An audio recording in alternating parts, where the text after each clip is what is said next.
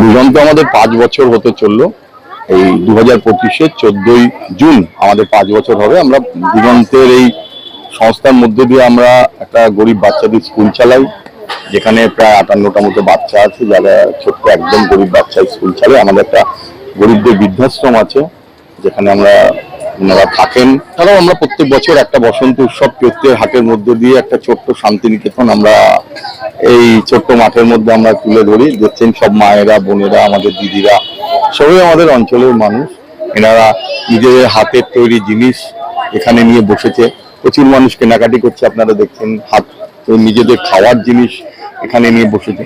আচ্ছা, সবাই মিলে একটা খুব আনন্দ করে 3টে দিন দিগন্তের উদ্যোগে, দিগন্ত পরিবারের উদ্যোগে 3 দিন 21, 22, 23 এই 3 দিন আমরা এই অনুষ্ঠানটা করি।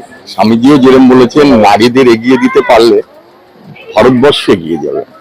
আমাদের মুখ্যমন্ত্রী মহিলা যে আপনি সংসদে দেখুন গিয়ে সবচেয়ে বেশি মহিলাদের জন্য রিজার্ভেশন নেত্রীকে মমতা বন্দ্যোপাধ্যায়। পশ্চিমবাংলায় দেখুন আমাদের এখানে যেরকম দিদি নিজে মুখ্যমন্ত্রী, শুধু তাই নয়, দিদি সমস্ত মহিলাদের এই যে লক্ষ্মীর ভান্ডার, মানে মা বোনেদের জন্য যিনি চিন্তা করেন।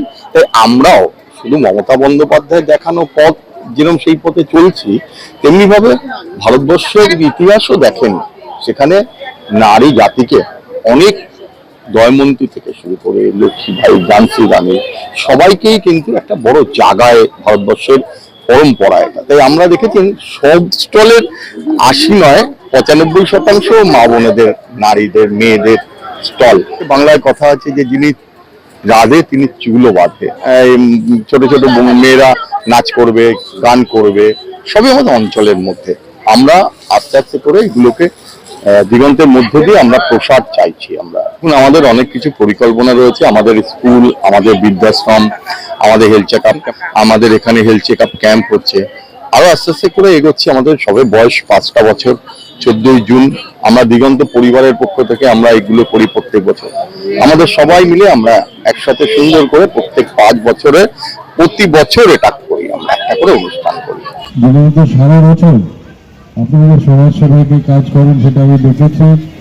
প্রাকৃতিক উদ্যোগে যারা দুর্যোগে যারা আক্রান্ত তাদের মূল্য দেওয়া, ছোট ছোট বাচ্চাদের শিক্ষা, মহিলাদের চিকিৎসা ইত্যাদি নানা রকমের কাজ আপনারা করে থাকেন। কিন্তু সত্যি সত্যি একটা যে সমাজসেবী হিসেবে আপনাদের একটা সময় হবে, আগামী দিনে আপনারা অনেক অনেক ভালো কাজ করতে পারবেন।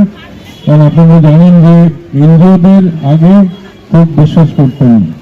আগে আমরা 30-40 বছর আগের কথা বলছি।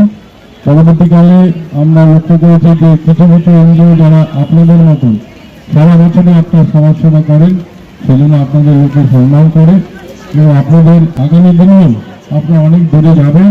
দৃষ্টান্ত সত্যি দিগন্ত বেশ কয়েক বছর ধরে খুবই সমাজসেবামূলক কাজের সাথে যুক্ত হচ্ছে। আমরা সকলে রাহুলকে এবং রাহুলের এই টিম দিগন্তকে আশীর্বাদ করি, তারা যেন ভালো ভালো কাজ করে। এবং আমরা তো সর্বতভাবে আছি, যে কোনো প্রয়োজনেই আমরা আছি।